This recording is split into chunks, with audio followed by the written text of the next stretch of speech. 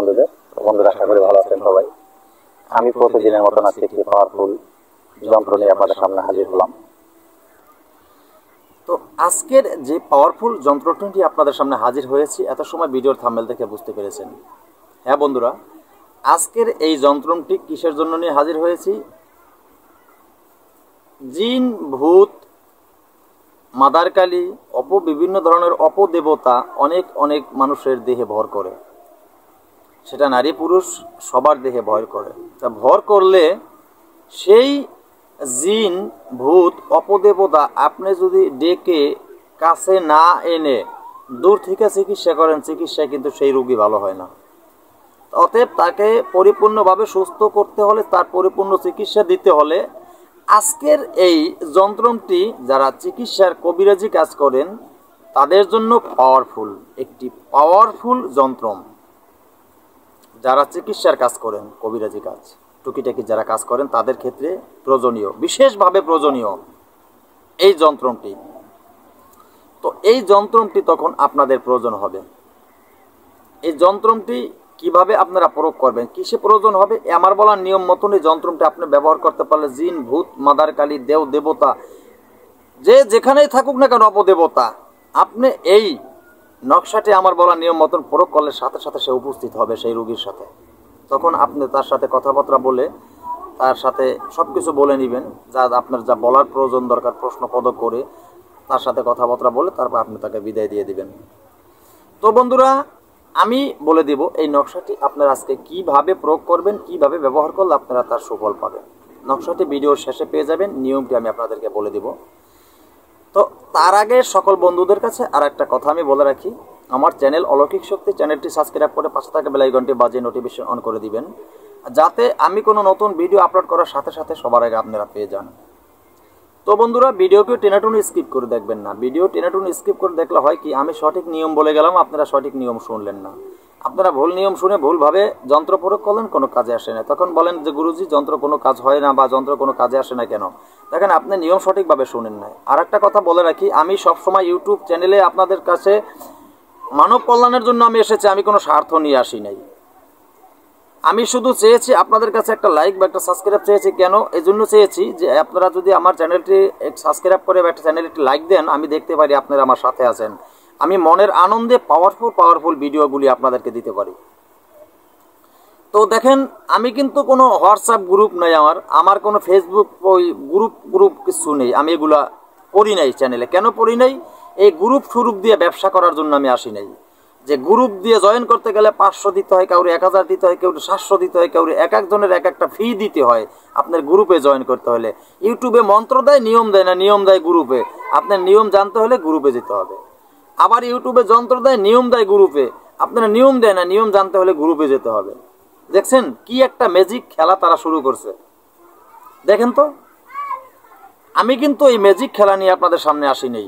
আমার কথা জানি অনেকের তিতা লাগবে, আমার কথা ভালো লাগবে না। কারণ কি জানেন, সত্য জিনিস তিতা লাগে, সত্য জিনিস তিতা লাগে। আপনি এক জায়গায় সত্য কথা বলতে যাবেন, আপনাকে কারো ভালো লাগবে না। আর মিথ্যা কথা বলতে যাবেন, আপনাকে কাদের উপর দিয়ে হাত দিয়ে অনেকেই হাঁটবে। কিন্তু বিপদে পড়লে মিথ্যা কথা দিয়ে আপনি বাঁচতে পারবেন না। কারণ সত্য বলা ভালো, সততার সাথে সৃষ্টিকর্তা থাকে, সৎ ব্যক্তির সাথে সৃষ্টিকর্তা থাকে। তাই সত্য কথা বলার চেষ্টা করবেন, সৎভাবে চলার চেষ্টা করবেন সবাই। আর কোনো প্রতারকের পাল্লায় পড়বেন না। ইউটিউবের ভিতরে সিটিংবাজ প্রতারকের কোনো অভাব নাই। এখন পুরো ভিড় ভাট্টায় ভরে গেছে সিটিংবাজ। বিভিন্ন ধরনের পুস্তকাদি বিক্রি করে, বিভিন্ন ধরনের ব্যবসা বাণিজ্য তারা হই হুল্লা করে চলতেছে। জানেন, আপনাদেরকে দিয়ে আপনারা সেই প্রতারকদের পাল্লায় বেশি পড়ে থাকেন। যাই হোক, আপনারা আবার যখন টাকা পয়সা দিয়ে ঠক খেয়ে, যারা খেয়েছেন ইতিপূর্বে টাকা পয়সা দিয়ে যারা ঠক খেয়েছেন, তো খেয়েছেনই, তারা তো বুঝতেই পারছেন। অনেকেই আমাকে ফোন করেন, অনেকে কমেন্ট করেন, গুরুজি টাকা পয়সা অনেক নষ্ট করেছি, অনেক কিছু দিয়েছি, অনেক কোনো সুফল আসে নাই। হ্যাঁ, অনেককেই টাকা দিয়েছি, তা আমি কি করব বলেন? আপনি টাকা দিচ্ছেন প্রতারককে, আপনি ঠকবাজকে টাকা দিচ্ছেন, সিটিংবাজকে টাকা দিচ্ছেন।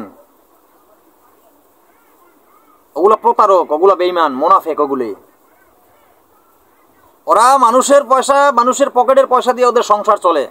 ইউটিউবে এরকম অভাব নাই চ্যানেলের, হাজার হাজার চ্যানেল আছে এরকম প্রতারক চ্যানেল। সত্য কথা বলার চ্যানেল খুব কম। কিছু কিছু গুরুজি যারা আছেন তাদের প্রত্যেকের চরণে আমার ভক্তিপূর্ণ প্রণাম।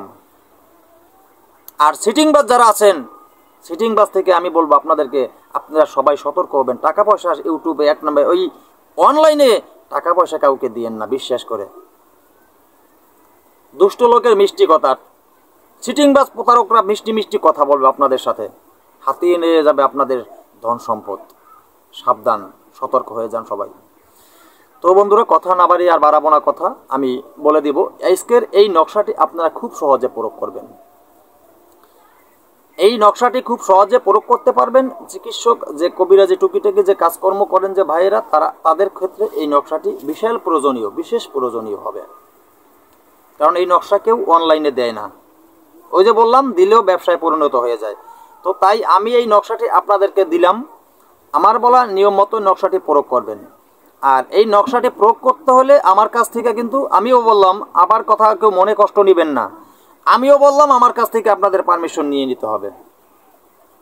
তবে আমার কোনো গ্রুপে আপনাদের জয়েন করতে হবে না, আমার কাছ থেকে ফোনের মাধ্যমে আপনাদের পারমিশন নিতে হবে।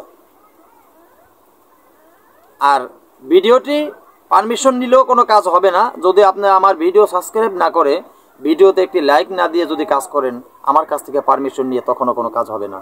আগে আপনি আমার ভিডিওটি সাবস্ক্রাইব করবেন এবং ভিডিওতে একটি লাইক দিয়ে দেবেন, তারপরেই আপনি আমার কাছ থেকে পারমিশন নিয়ে কাজ করলে কাজ হবে।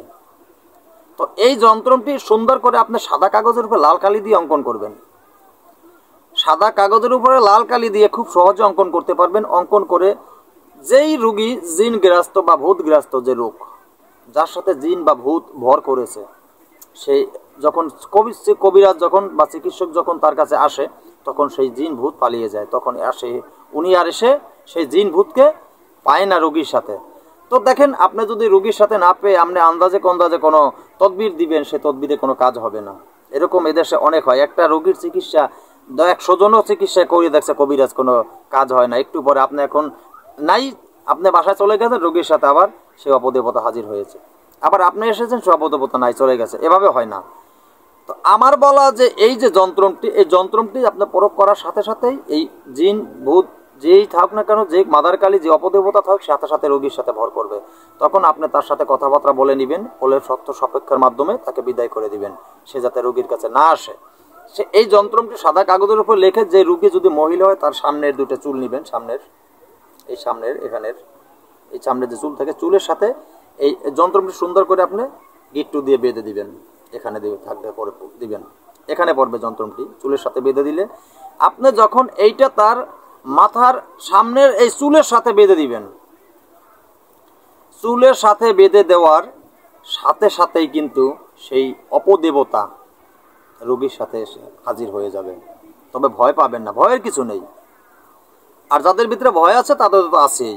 চিকিৎসকের কাজ করতে গেলে ভয় নেই, চিকিৎসার কাজে কোনো ভয় করবেন না। তো তারপরে আপনার কথাবার্তা যা কিছু বলবেন, বলে আপনি তাকে বিদায় করে দিবেন।